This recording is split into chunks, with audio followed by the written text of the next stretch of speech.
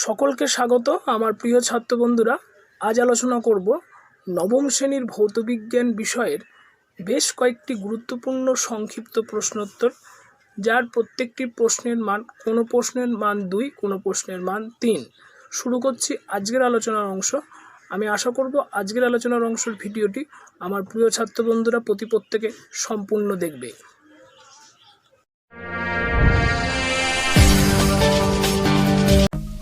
ফিরে এলাম ছাত্র বন্ধুরা। আজকে আলোচনা করছি নবম শ্রেণীর ভৌতবিজ্ঞান প্রথম অধ্যায় পরিমাপ। এই অধ্যায়ের বেশ কয়েকটি গুরুত্বপূর্ণ সংক্ষিপ্ত প্রশ্নোত্তর নিয়ে আজকের আলোচনা অংশ আমি তোমাদের সামনে উপস্থাপন করতে চলেছি। প্রথম প্রশ্ন, এককের প্রয়োজনীয়তা কি? উত্তর লিখবে, বৈজ্ঞানিক পরীক্ষায় পরিমাপ করা উল্লেখ করা আবশ্যক। বৈজ্ঞানিক পরীক্ষায় পরিমাপ উল্লেখ করা আবশ্যক, সেই জন্য কোনো ভৌত রাশির পরিমাপের ক্ষেত্রে এককের প্রয়োজন। কোনো ভৌত রাশিকে প্রকাশ করা হয় সাংখ্যমান ও এককের সাহায্যে। একক ছাড়া পরিমাপ সম্ভব নয়। বিভিন্ন ভৌত রাশির মধ্যে সম্পর্ক স্থাপন বা ভৌত রাশি সম্পর্কিত সমীকরণের সঠিকতা যাচাইয়ের জন্য এককের প্রয়োজন। বিভিন্ন ভৌত রাশির মধ্যে সম্পর্ক স্থাপন বা ভৌত রাশি সম্পর্কিত সমীকরণের সঠিকতা যাচাইয়ের জন্য এককের প্রয়োজন। পরবর্তী প্রশ্ন লিখবে, প্রাথমিক বা মৌলিক বা মূল একক কাকে বলে? এসআইতে প্রাথমিক এককগুলি কি? উত্তর লিখবে ছাত্র বন্ধুরা, যে সমস্ত ভৌত রাশির একক পরস্পরের উপর নির্ভরশীল নয়।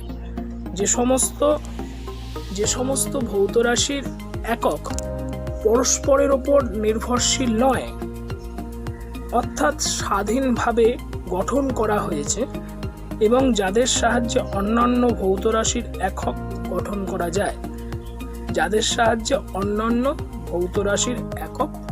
করা যায়। সেই সমস্ত ভৌত রাশির এককগুলোকে মৌলিক একক বলা হয়। তাহলে কি?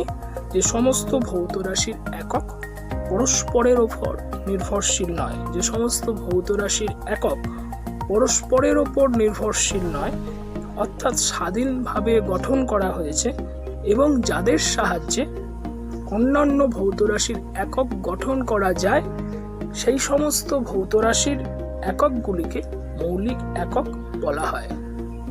যেমন আমাদের বাংলা ব্যাকরণে স্বরবর্ণকে তৈরি করতে হওয়ার জন্য বা স্বরবর্ণ গঠন করার জন্য অন্য কোনো বর্ণের সাহায্য লাগে না, কিন্তু স্বরবর্ণের সাহায্য ছাড়া অন্যান্য যে বর্ণগুলো আছে, অর্থাৎ ব্যঞ্জন বর্ণ, সেই ব্যঞ্জন বর্ণগুলো স্বরবর্ণের সাহায্য ছাড়া গঠন হতে পারে না। ঠিক সেরকম মৌলিক একক ছাড়া কিন্তু অন্যান্য এককগুলো গঠিত হয় না। এসআইতে দৈর্ঘ্য, ভর, সময়, তাপমাত্রা, তড়িৎ প্রবাহ, দীপন, প্রাবল্য ও পদার্থের পরিমাণ, এই ভৌত রাশিগুলোর মূল বা প্রাথমিক এককগুলি যথাক্রমে metre, kilogram, second, kelvin, ampere, candela ও মোল। পরবর্তী প্রশ্ন, দৈর্ঘ্য, ভর ও সময়ের এককে মৌলিক একক বলা হয় কেন? দৈর্ঘ্য, ভর ও সময়ের একককে মৌলিক একক বলা হয় কেন? উত্তর, দৈর্ঘ্য, ভর ও সময়ের একক হলো মৌলিক একক কারণ, উত্তর লিখবে, দৈর্ঘ্য, ভর ও সময়ের একক হলো মৌলিক একক কারণ 1 নম্বর দিয়ে লিখবে, দৈর্ঘ্য, ভর ও সময়ের একক পরস্পরের উপর নির্ভরশীল নয়, একে অপরের উপর নির্ভরশীল নয়, যেটা আমি একটু আগে তোমাদের আলোচনা করলাম, যাতে তোমরা বুঝতে পারো যে স্বরবর্ণ যখন উচ্চারিত হয় বা স্বরবর্ণ যখন আমরা লিখি, তখন অন্য কোনো বর্ণের সাহায্য লাগে না। ঠিক সেরকম দৈর্ঘ্য, ভর ও সময়ের একক পরস্পরের উপর নির্ভরশীল নয়, অর্থাৎ তারা স্বাধীনভাবে গঠিত হয়। 2 নম্বর, এই তিনটি ভৌত রাশির একককে বিশ্লেষণ করলে সরলতর আকাশ, এই তিনটি ভৌত রাশির একককে বিশ্লেষণ করে সরলতর আকারে এদের বিশ্লেষণ করে প্রকাশ করা যায় না। তাই কি লিখবে তোমরা?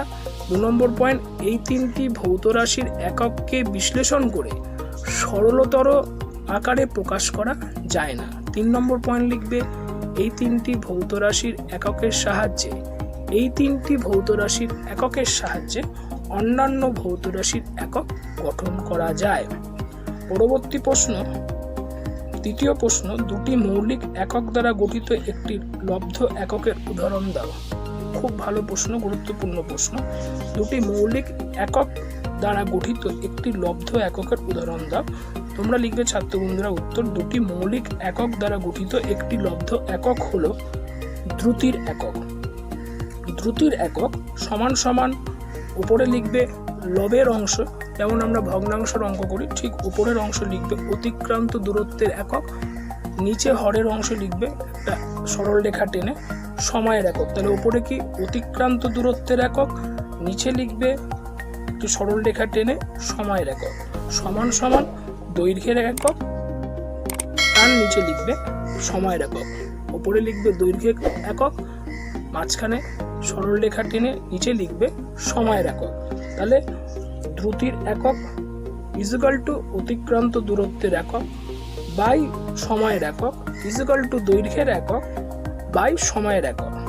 অতএব দ্রুতির একক হলো দৈর্ঘ্য ও সময় এই দুটি মৌলিক রাশির এককের সাহায্যে গঠিত একটি লব্ধ একক। অতএব দ্রুতির একক হলো দৈর্ঘ্য ও সময় এই দুটি মৌলিক রাশির এককের সাহায্যে গঠিত একটি লব্ধ একক। পরবর্তী প্রশ্ন লিখবে ছাত্র বন্ধুরা, একক পদ্ধতি কাকে বলে? একক পদ্ধতির সুবিধা কি? উত্তর লিখবে, মৌলিক ও লব্ধ একক সহ সমস্ত ভৌত রাশির একককে একত্রে একক পদ্ধতি বলা হয়। মৌলিক ও লব্ধ একক সহ সমস্ত ভৌত রাশির একককে একত্রে একক পদ্ধতি বলা হয়। প্যারা চেঞ্জ করে লিখবে, একক পদ্ধতি প্রচলনের ফলে বিজ্ঞানীদের তো বটেই, আমাদের দৈনন্দিন জীবনেও হিসাব নিকাশের অসুবিধা দূর হয়ে গেছে। একটা টেবিল লম্বায় প্রায় 4 হাত, এই কথা বললে টেবিলটার সঠিক দৈর্ঘ্য বোঝা যায় না, বরং যদি বলা যায় এর দৈর্ঘ্য 1.5 m, তাহলে সহজেই তার দৈর্ঘ্য সম্বন্ধে আমাদের সঠিক ধারণা জন্মায়। পরবর্তী প্রশ্ন, সিজিএস পদ্ধতি বা এসআই মেট্রিক পদ্ধতি বলার কারণ কি? যুক্তি সহ লেখো। সিজিএস পদ্ধতি বা এসআই কে মেট্রিক পদ্ধতি বলার কারণ যুক্তি সহ লেখো। উত্তর লিখবে, সিজিএস পদ্ধতি বা এসআই কে মেট্রিক পদ্ধতি বলার কারণ হলো সিজিএস পদ্ধতি বা এসআই তে কোনো ভৌত রাশির কোনো নির্দিষ্ট একটি একক থেকে অন্য একটি ছোট বা বড় এককে রূপান্তরিত করার ক্ষেত্রে শুধুমাত্র দশমিক বিন্দু সরালেই চলে। যেমন 500 cm equal to 5 m equal to 5000 mm equal to 0.005 km। আবার বলছি, প্রশ্নটি কি ছিল? সিজিএস পদ্ধতি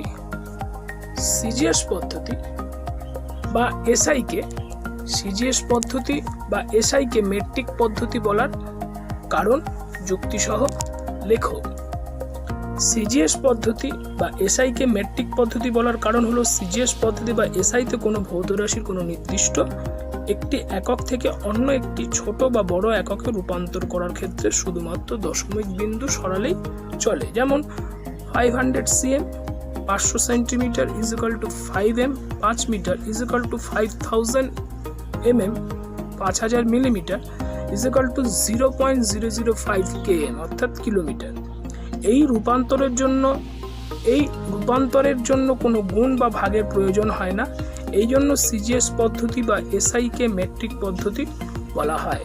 পরবর্তী প্রশ্ন, মেট্রিক পদ্ধতির সুবিধাগুলো লেখো। উত্তর লিখবে, মেট্রিক পদ্ধতির সুবিধাগুলো হলো 1, মেট্রিক পদ্ধতিতে কোনো ভৌত রাশির কোনো নির্দিষ্ট একটি একক থেকে অন্য একটি ছোট বা বড় এককে রূপান্তরের ক্ষেত্রে শুধুমাত্র দশমিক বিন্দু সরালেই চলে, জটিল গুণ বা ভাগ করার দরকার হয় না।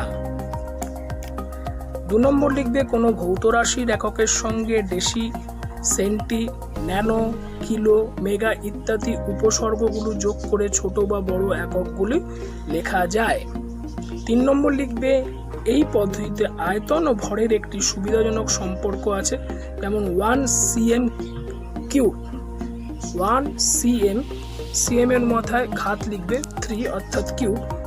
জলের ভর 1 g বা 1 গ্রাম বা 1 লিটার জলের ভর 1 কেজি। ফার্স্ট ব্র্যাকেট দিয়ে লিখবে 4 ডিগ্রি সেন্টিগ্রেড উষ্ণতায়, অর্থাৎ 1 কেজি বা 1 লিটার জলের ভর 4 ডিগ্রি সেন্টিগ্রেড উষ্ণতায় কি হয় সেটা তার একটা নির্দিষ্ট পরিমাপ। একই পদ্ধতি আয়তন ভরের একটি সুবিধাজনক সম্পর্ক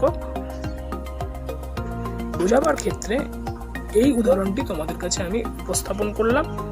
আজকের আলোচনার অংশ এখানেই শেষ করছি। আজকের আলোচনার অংশের পর্বটি যদি তোমাদের ভালো লেগে থাকে, পরবর্তী সময় এই ধরনের ভৌতবিজ্ঞান, জীবনবিজ্ঞান, ভূগোল, ইতিহাস, নবম শ্রেণীর মাধ্যমিকের তোমরা ডিজিটাল মেন্টর চ্যানেলটি যারা সাবস্ক্রাইব করোনি তারা ডিজিটাল মেন্টর চ্যানেলটি সাবস্ক্রাইব করে নিলে এই ধরনের আলোচনার অংশ তোমরা সরাসরি তোমাদের কাছে পৌঁছে যাবে। আজকের আলোচনার অংশ যদি ভালো লেগে থাকে তোমরা অবশ্যই লাইক করবে এবং বন্ধুদেরকে শেয়ার করবে। আজকের আলোচনার অংশটি কেমন লেগেছে তোমরা কমেন্ট বক্সে জানাবে। ভালো লাগলে এবং তোমাদের যদি কোনো জায়গায় বুঝতে অসুবিধা হয়ে থাকে সেই বিষয়গুলো তোমরা কমেন্ট বক্সে জানাবে। আর কি ধরনের অধ্যায়ের উপর কোন কোন ধরনের প্রশ্ন তোমাদের সামনে আলোচনা করলে তোমাদের কনসেপ্ট ক্লিয়ার হতে পারে, সেই রকম যদি কোনো সমস্যা থাকে তাও তোমরা কমেন্ট বক্সে আমাকে ডিজিটাল মেন্টরের কমেন্ট বক্সে তোমরা কমেন্টস করে জানাবে। আজ এই পর্যন্ত। সকলে ভালো থাকবে, সুস্থ থাকবে। ধন্যবাদ।